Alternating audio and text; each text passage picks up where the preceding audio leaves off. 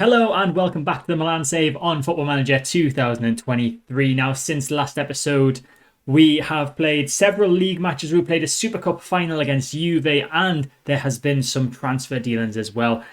And on top of that, in today's episode, we're going to be playing our final two league stage matches of the Champions League against AEK Athens and Rangers. But before we get into that, let's take a look at what's happened in the transfer market.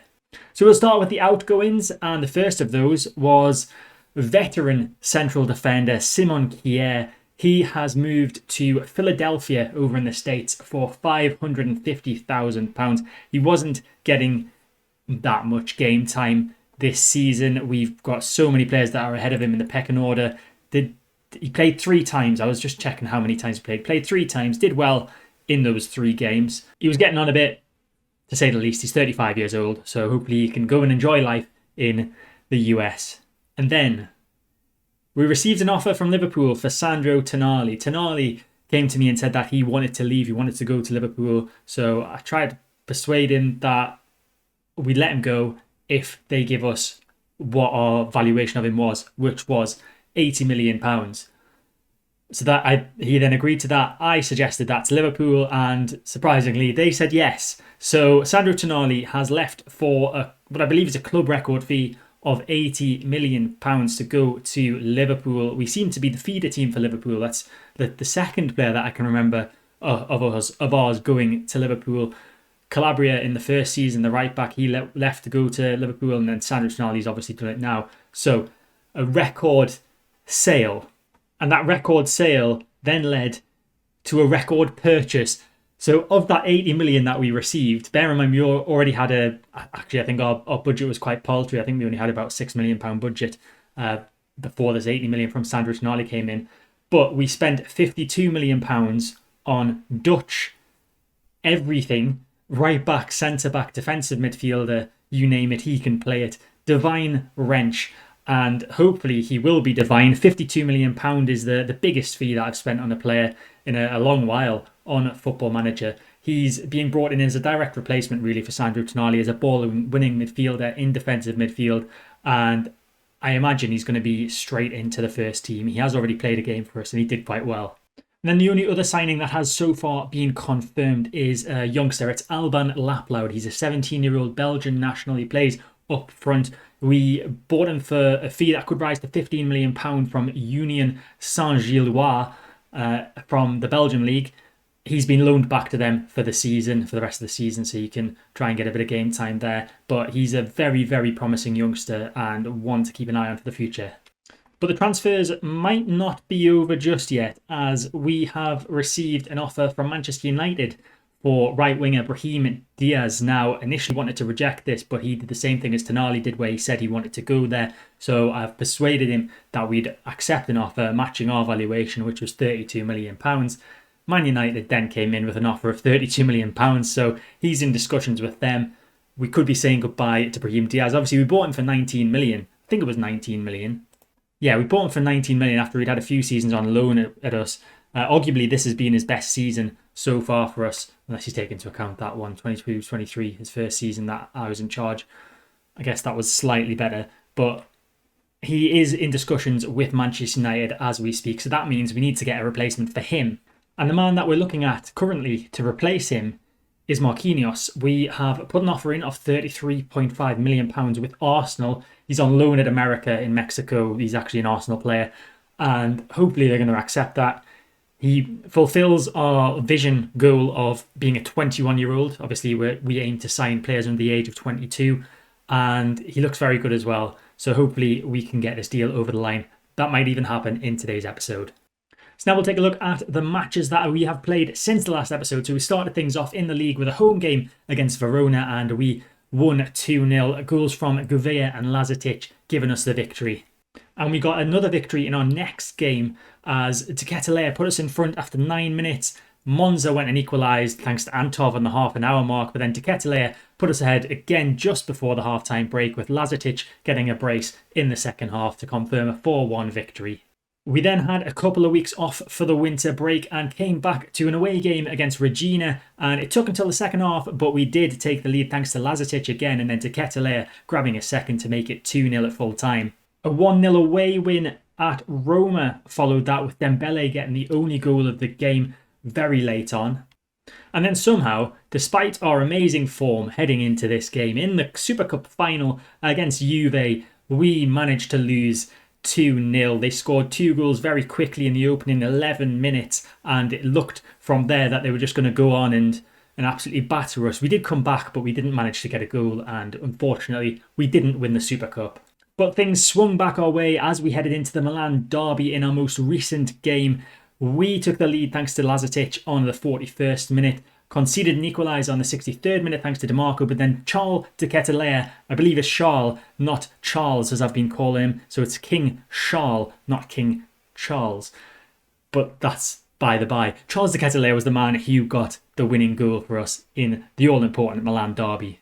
And that means the current Serie A table looks like this. We are third in the table, 3 points ahead of our rivals Inter with a game in hand on them. We are 3 points off Juve in second and 4 points off Napoli, who are top. And Napoli are our next league game in between the 2 Champions League games. So we'll get a result from that in this episode after we played the AEK Athens game. So here are the other matches that have been played in this game week. Not that many to point out really. We've got Napoli against Man United, I guess is a big one. PSG Newcastle could be a big one. Battle of the money bags clubs there. A Karabag with a very difficult away trip to Barcelona. But of course we are, as always, focusing on ourselves. We have AEK of the Greek Super League. And if we take a look, we can't see how they're doing, but we should be able to see how they've been doing in the Champions League. They have only picked up 1 point so far in the Champions League.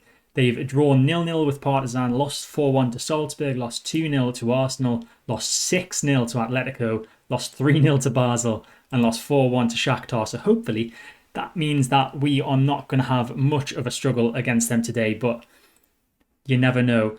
Looking at some of their players, and I did have a sneaky peek of this before I started recording, they've got Danny Welbeck. Former Manchester United striker, former Brighton striker, former Arsenal striker. He's been all around the place in England, and now he is playing his football in Greece for AEK Athens. He's doing all right in the Greek league. Not too bad. Well done, Danny.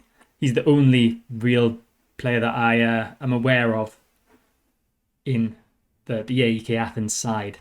So our lineup for this Champions League game is as follows. We've got Mike Mignon in goal, Alessandro Zanoli at right back, Kalulu and Tamori in central defence with Theo Hernandez at left back. In defensive midfield today, and there's a reason for this, we have Helgason alongside Pabega. Now, you might be asking yourself, where's Ismail Benessa? Well, he's at the African Cup of Nations with Algeria and won't be back until mid-February. As are Datru Fafana and Singo, they're away with Ivory Coast for the African Cup of Nations. So missing those guys. And also we've got a few players that aren't registered for the competition because obviously we're still in the league phase, so they won't be able to get registered until the knockout phase if they've not already played in the competition. And those guys are obviously Divine Wrench on new signing and Lucas Gorna-Duaf, who we signed last season but sent back out on loan to Red Bull Leipzig. I've recalled him because of the whole situation with Benessa being away and Tonali leaving us. But unfortunately, it doesn't help us in the Champions League because he's not registered. At right wing, we have Brahim Diaz playing what could possibly be his final game for us. You never know if he's going to sign with Man United or not. They might not be able to agree on terms. If they don't, I'll be quite happy. Samuele Vignato is in attacking centre midfield today. Charles de Ketelea getting a little bit of a rest for this one. And then Thiago Gouveia is at left wing with Moussa Dembele up top by himself. Rafa Leao is still recovering from that injury, so he is only recommended 45 minutes of action today, so we're not going to waste that on the first half. We might bring him on for 15, 20 minutes or so at the end of the game, but it's probably not going to be very necessary. So obviously we're hoping to maintain top spot in the league with this game today, but Barcelona have already knocked us off the top, so we need to try and get a goal here with Gouveia running down the left-hand side, cuts inside. It's Thiago Gouveia. He's in the box now. Gouveia with a shot, and what a finish that is. 4th goal of the season for Thiago Gouveia. 12 minutes gone and we are 1-0 up. Diaz with the assist and an excellent finish from Gouveia. They just didn't tackle him. They didn't put a tackle in or anything. Gouveia got the ball on the left-hand side, cuts inside, past 2 men, and then it just finds that beautiful finish past the goalkeeper. 1-0. It's Dembele as we come forward once more with it. Gouveia on the ball again. Can he turn creator this time? It's Gouveia. Comes back on himself. Somehow keeps the ball. And then it's fouled. Surely that's a penalty. I think the referee is going to give this. It's going to go to VAR because it always does. But surely that is going to be a penalty and a chance for a second after just over 27 minutes of this game. And there is the confirmation. It is a penalty. Gouveia, the man that was fouled, and Theo Hernandez is the man to step up to take it, and it just goes past Stankovic in the AEK Athens goal. Throw in on the left with Zanoli to Pobega, back to Zanoli, now Vignato in a bit of space, plays the ball to the back post, Brahim Diaz nods it down for Helgason. Helgason now in the box, looking, deciding for something to do. Brahim Diaz with a shot, it's saved by the keeper, and it's cleared and taken away by Tsumekiotis. Really can't say his name. Corner kick from the right-hand side. It's Brahim Diaz to take it. Can he get another assist in this game? Diaz whips it in towards Kalulu, headed away by the man whose name I can't say. It's going to come to Danchenko, but Zanoli gets in there and nips the ball away from him. Now Brahim Diaz with the ball on the right-hand side once more. He's in the box now. It's Diaz. Can he go all alone? He can't. He was tackled and the ball fell neatly to the hands of Stankovic. Theo Hernandez with it. We know he likes to shoot sometimes, and he does just that, but he pulls the ball just wide. Free kick, Theo to take it. Can he get a second of the game? It's Theo. It's off the wall, but it's going to fall into the box, but it's collected by Stankovic. It looked like it was going to fall to the head of Brahim Diaz, but it wasn't to be. Not Brahim Diaz, because Brahim Diaz. He didn't take it. I'm getting confused. There's literally an argument going on in my head there over where Brahim Diaz was on the pitch. Theo running down the left-hand side. Can he get a ball into the box? It's Theo Hernandez. Back to Gouveia. Inside to Brahim Diaz. And it's just snuck in there. Stankovic got a hand to it, but it wasn't enough of a hand. And thankfully, Brahim Diaz has managed to get our third goal of the game. Throw in from the right-hand side. Zanoli towards Tamori in the box there, but it's cleared by Sidibe. And now Kalulu heads it back into the danger area for Athens. Tamori forward to Vignato. Great through ball to Gouveia, and he's pulled that one wide. How can he score such an amazing goal in the first half and then an arguably easier chance he scuffs it wide? We're going to make some changes. Kalulu is going to come off because he's looking a bit tired, and Gabia is going to come on for him. And we'll also take Theo off and bring on Luca Nets at left back. Looks like Dembele's got a bit of a knock, so we're gonna take him off so he doesn't get any more damage to himself. Lazetic can come on for him. Gouveia is looking a bit tired at left wing, so we'll give Leao a few minutes to run out. Tamori is also going to be our last change. Viti coming on for him. All players that need a bit of a rest. They've given their all into this game, so they've earned it.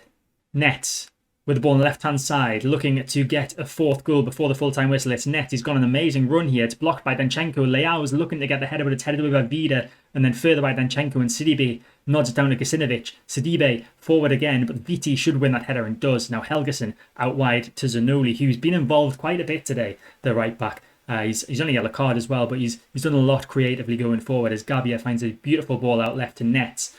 He plays that back, the safe option, to Viti, and now Nets with the ball once more on the left-hand side, looking to create something. Plays the ball forward to Leao. Leao inside to Lazetic, and Lazetic's effort is saved by the keeper. He's got it again, but Zuber is in there to make sure that a fourth goal isn't conceded.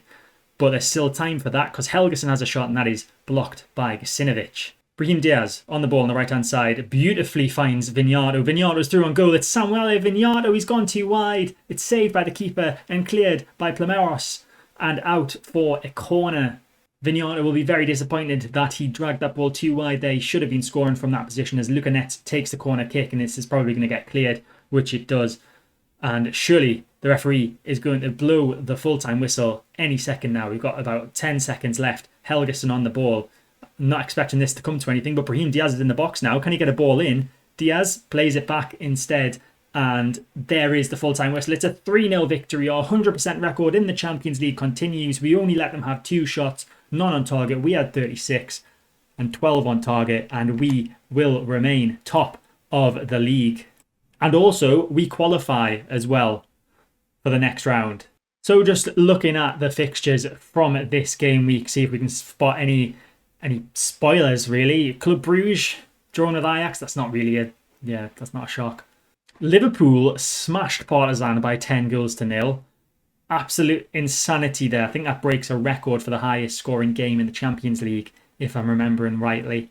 Manchester United beating Napoli 2-0. PSG beating Newcastle by 3-1. Karabag, how did they do? Not very well. They got beat 5-1 by Barcelona. So how does that mean the standings look? That means we are top. We have qualified alongside two other teams. Barcelona and PSG have joined us in the round of 16 of the Champions League. There's still 5 places left up for grabs, and with one game left, how many teams are involved in this to get in the top 8? We've got all the way down to Napoli. So we've got Napoli, Monaco, Arsenal, Dortmund, Man City, Real Madrid, Man United, Atletico, Newcastle, Leipzig and Bayern all in with a shout of qualification. Teams I'd be shocked to see in there would probably be Monaco and Leipzig and Newcastle maybe. But Leipzig and Newcastle are in there. In terms of who's currently missing out in the top 24, Karabag are still very, very close to it. Juve are missing out as things stand, as are Ajax, but we know how they've been struggling. Roma also out of the top 24 currently. And we've got teams all the way down to Copenhagen that can qualify. So Ajax are they've got no chance of qualifying at all, not even for the first knockout round of the Champions League. All the teams below Ajax as well, no chance. But Copenhagen, Mönchengladbach, Juve, Basel, Roma and Karabag could all sneak in to the top 24 if results go their way in the final match day. All very exciting, lots to play for. And I just remembered there was some news items that came that I've completely forgotten about, but obviously just remembered now. So Marko Lazetic won the European Golden Boy Award. Obviously he's played for us quite a bit this season, playing more than he's ever played for us. So a good result for him. Theo Hernandez was named in the FIFA Pro World 11 of the year, the only Milan player named in that. And then I won the Coach of the Year, I believe this award is, Pancino d'Oro Serie A. So we are going to go and play the league game against Napoli, against top of the table Napoli, off camera. We'll be back with the result of that, and we'll also be back with the final league phase game of the Champions League against Rangers, one where we could hopefully be celebrating topping the league. We just need a point, I think. Well, actually, because of goal difference, we probably need to win. But we should be beating Rangers. They're 33rd, as you can see. They've only got 3 points in the entire competition. But yeah, we'll be back with that Rangers game in a second. So we played that game in the league against Napoli, and we have won. We beat them by 2-1. Leao giving us the lead after 7 minutes. They fought back and equalised in the 58th minute thanks to Rafa. But then Marko Lazetic came up with just under 20 minutes to go and got us the victory. And that means that we move to within 1 point of Napoli, who are now second in the table after that game. Juve have jumped above them to top the Serie A table. They are on 49 points, so we're only 3 points off top of the table now, with still 18 games left to play.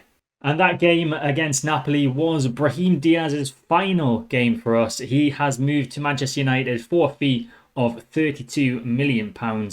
A good few years we had out of him, 125 appearances, 15 goals for Milan all in all across the 4 or 5 seasons that he was with us. Now, earlier in the episode, I mentioned that we were going to try and replace Brahim Diaz with Marquinhos, pictured here, playing in Mexico. But one thing that I didn't bear in mind, I got all the way through to the stage where I needed to accept the transfer, and it told me in a little note that he wouldn't be able to be registered because we'd already allocated our non-EU players for the year in the form of Tomori and Lazetic, I believe, are our 2 non-EU players, as well as Datro Fofana and Singo as well. Yeah. So he wouldn't have been able to play for us, wouldn't have been able to register him. So I pulled out of that deal, and instead we've recalled Rooney Bargi from his loan at Copenhagen. So obviously we signed him, I think it was in the summer. Yeah, we signed him in July of 2024 and immediately loaned him back to Copenhagen, who were the club we signed him from. And we've recalled him from his loan, basically. He's in the first team. He's going to be our backup right winger for Thiago Gouveia.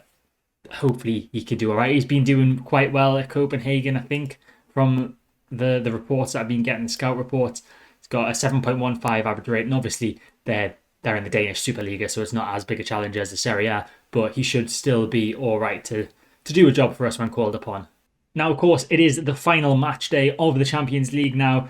There's so many teams still in with a shout of qualifying, whether that be in the top 8 spots or the top 24 spots, that I literally can't go through all of the permutations as to what needs to happen for whoever to get through to the next round. We'll take a look at some of the big games that we can see on this list here. We've got Barcelona against Napoli. That's quite a big game. In fact, that's probably the only huge tie, I would say. Maybe Bayern Marseille as well might be classed as a big game. Karabag, who are the team that we've been focusing on because they might somehow find themselves into a knockout round of the Champions League. They, I believe, need a win against Roma, so it's not looking too likely for them. But we'll keep an eye on who's qualifying and everything if we can in our game against Rangers. This is the lineup for the game against Rangers. Obviously, we've already qualified, but I'm trying desperately to get that 100% record of 8 wins out of the possible 8. So we are playing quite a strong team today. We've got Mike Mignon in goal, Zanoli at right back, Kalulu and Tomori in central defence with Theo Hernandez at left back. Thoria Johan Helgeson is in defensive midfield today alongside Tommaso Pobega, Thiago Gouveia at right wing, Charles de Ketelaere attacking centre midfield with Rafa Leao on the left wing and Moussa Dembele up front on his lonesome. We've got a couple of youngsters on the bench in forms of defensive midfielders in the form of Ricardo Nicotra and Federico Tavanaro, simply because we don't have any other defensive midfielders that are registered that we can put in the side. So the game's kicked off. It is a very icy, snowy pitch indeed at the San Siro tonight, but we have the first opportunity of the game with just over a minute gone. It's Zanoli on the ball, plays it inside to Helgeson. It's quite difficult to see the ball actually in some of those heavier snow-filled spots, but Ketelaere finds a pass to Gouveia, and Gouveia has opened the scoring after a minute and a half, his 5th goal of the season. I don't know what the Rangers keeper was doing. I feel like he should have saved that. Maybe it's the weather conditions that affected him. Not too sure, but Thiago Gouveia showing why he maybe should have been playing ahead of Brahim Diaz all along.